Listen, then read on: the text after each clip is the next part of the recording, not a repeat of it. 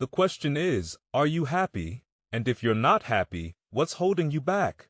What do you think? That's the source of your lack of happiness. What is it that you think if we're to change, it will make things different for you that you would be happy? Somebody should tell us right at the start of our lives that we're dying. Then we might live life to the limit every minute of every day. Whatever you want to do, do it. Now, there are only so many tomorrows. I say to you that if you're driven by anything other than your love and your spirit, your desire to grow and expand, you're driven by their need to please others. If you're driven by your fear, if you're driven by your past, it's time to free yourself, and the way to do it is decide. Decide consciously what you want your life to be about. Courage is going from failure to failure without losing enthusiasm. It takes courage to act part of being hungry when you've been defeated. It takes courage to start over again. You have got to be relentless. You got to be the kind of person that you are fearless, you are unstoppable. The last chapter to your life has not been written yet, and it doesn't matter about what happened yesterday. You have something that you brought to the universe, and that if you decide that my life deserves my developing, this is what I do. Well, I grant you, you will never ever be without. I grant you that your gifts will take you places that will literally amaze you. Exercise your willpower to change direction, set some higher goals, reach for some higher purpose. Go for something beyond what you thought you could do. Face all your fears. That's how you conquer them. So here's what I'm afraid of.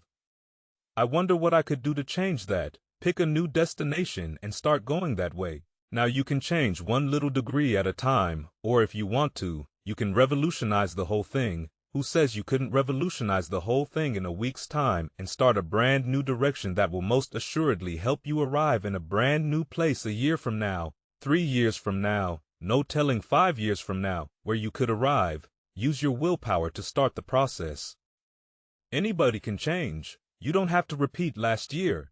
Clean up the errors, invest it now in the next year, watch it make the difference. You will win. If you don't quit, you got to have stamina, you got to have staying power, you got to make no your vitamin. It breaks my heart to see people who could be geniuses, who could be super healthy, who could have lots of prosperity, who could be doing amazing things in their community, who could be living gorgeous lives, serving the world, shining their luminosity on the world and their stock, and they blame it.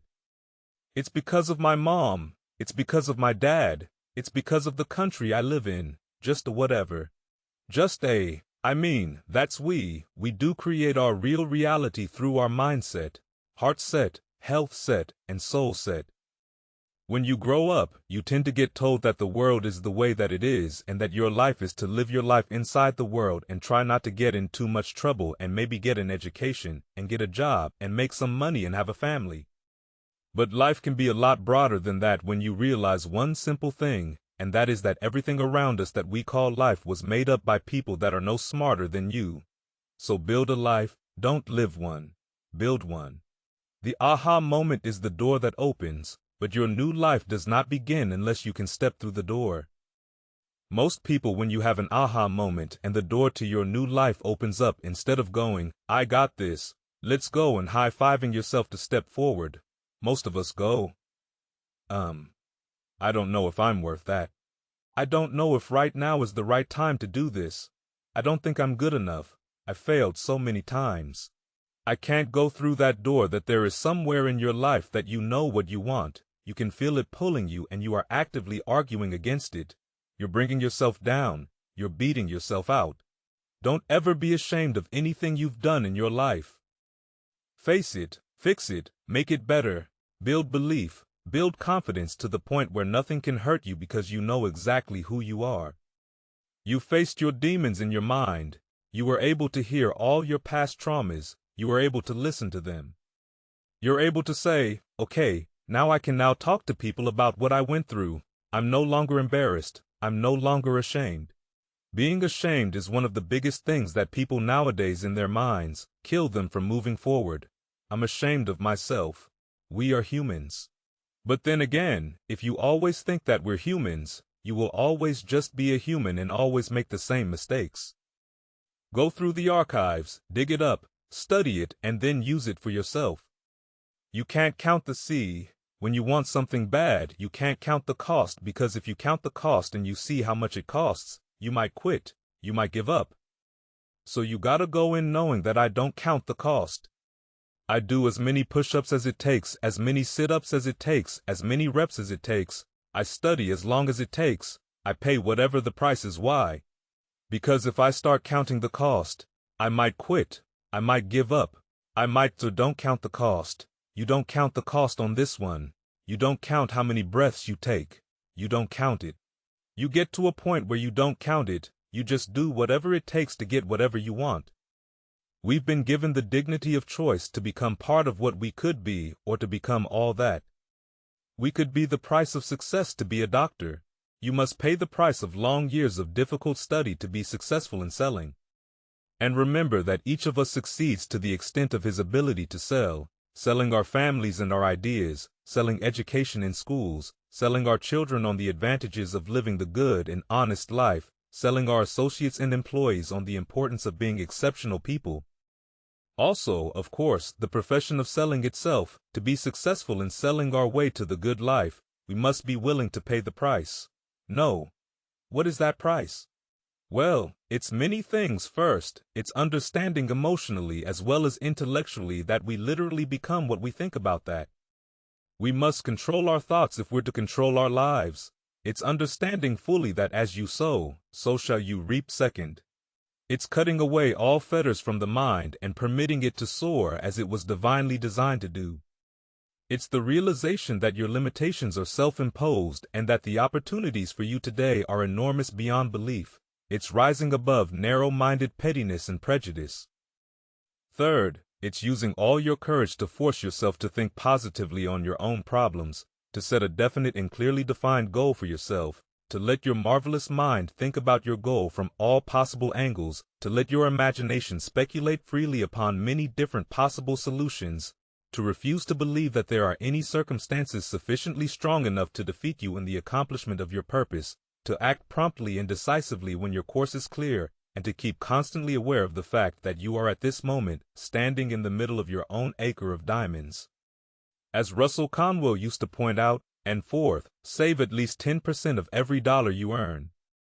It's also remembering that no matter what your present job, it has enormous possibilities.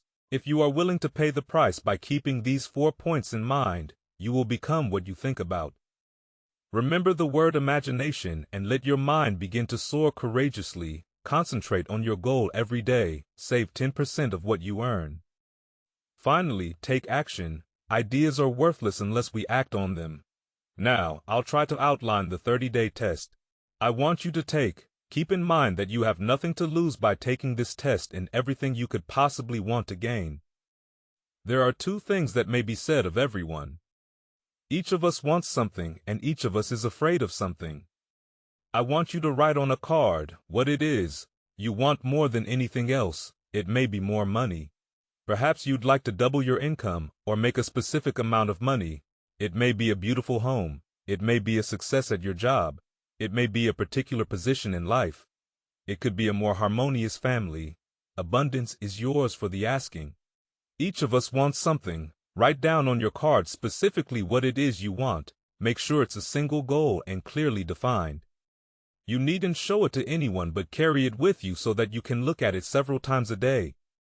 Think about it in a cheerful, relaxed, positive way each morning when you get up, and immediately you have something to work for, something to get out of bed, for something to live for.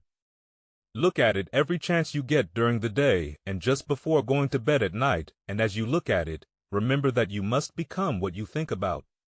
And since you're thinking about your goal, you realize that soon it will be yours. In fact, it's really yours. The moment you write it down and begin to think about it. Look at the abundance all around you as you go about your daily business. You have as much right to this abundance as any other living creature. It's yours for the asking. Now we come to the difficult part. Difficult because it means the formation of what is probably a brand new habit, and new habits are not easily formed once formed. However, it will follow you for the rest of your life. Stop thinking about what it is you fear. Each time a fearful or negative thought comes into your consciousness, replace it with a mental picture of your positive and worthwhile goal. And there will come a time when you feel like giving up. It's easier for a human being to think negatively than positively. That's why only 5% are successful.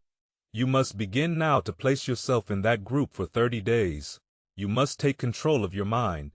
It will think only about what you permit it to think about. All you have to do is know where you're going each day for this 30-day test. Do more than you have to do in addition to maintaining a cheerful, positive outlook. Give of yourself more than you have ever done before. Do this, knowing that your returns in life must be in direct proportion to what you give the moment. You decide on a goal to work toward, you are immediately a successful person. You are. Then in that rare and successful category of people who know where they're going, out of every 100 people, you belong in the top 5. Don't concern yourself too much with how you are going to achieve your goal. Leave that completely to a power greater than yourself. All you have to do is know where you're going. The answers will come to you with their own accord. And at the right time, remember these words from the Sermon on the Mount, and remember them well. Keep them constantly before you during this month of your test. Ask, and it shall be given you. Seek, and you shall find. Knock, and it shall be opened unto you. For everyone that asketh receive, and he that seeketh find, and to him that knock it shall be open. It's as marvelous and as simple as that. In fact, it's so simple that in our seemingly complicated world, it's difficult for an adult to understand that all he or she needs is a purpose and faith for 30 days. Do your very best. No matter what your job, do it as you've never done it before for 3 days. And if you've kept your goal before you every day, you'll wonder and marvel at this new life you found. Dorothea Brande, the outstanding editor and writer, discovered it for herself and tells about it in her fine book, Wake Up and Live. Her entire philosophy is reduced to the words, act as though it were impossible to fail. She made her own test with sincerity and faith, and her entire life was changed to one of overwhelming success. Now, you make your test for 30 full days. Don't start your test until you've made up your mind to stick with it. You see, by being persistent, you're demonstrating faith. Persistence is simply another word for faith. If you didn't have faith, you would never persist. If you should fail during your first 30 days, by that, I mean, suddenly find yourself overwhelmed by negative thoughts, you've got to start over again from that point and go 30 more days gradually. Your new habit will form until you find yourself one of that wonderful minority to whom virtually nothing is impossible. And don't forget the card. It's vitally important as you begin this new way of living on one side of the card. Write your goal, whatever it may be, on the other side. Write these words. You become what you think about in your spare time during your test period. Read books that will help you, inspirational books like Dorothea Brande's Wake Up and Live, The Magic of Believing by Claude Bristol, the Bible, Think and Grow Rich by Napoleon Hill, and any other books that instruct and inspire. Nothing great was ever accomplished without inspiration. See that during these crucial first 30 days, your own inspiration is kept at a peak above all. Don't worry. Worry brings fear, and fear is crippling. The only thing that can cause you to worry during your test is trying to do it all yourself. Know that all you have to do is hold your goal before you. Everything else will take care of itself. Remember also to keep calm and cheerful. Don't let petty things annoy you and get you off course.